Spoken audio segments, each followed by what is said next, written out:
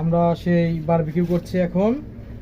এখানে আছে ভণ্ড নেশা এবং ভণ্ড সৌজন্য সাক্ষাতের ভিডিওতে থেকে আপনারা ওকে চেনেন। সুধীর ভাই তানভীর এই জায়গা বাতাস পাচ্ছে।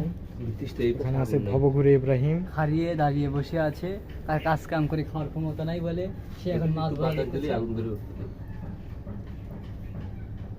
আগুন ধরে ধরবি কলা চলছে বারবিকিউ পার্টি। এই একটা কাঠি দিয়ে রাতে চলে আসবেন বুদ্ধি সবাই ধর ধর বাতাস কর বাতাস দে বাতাস দে।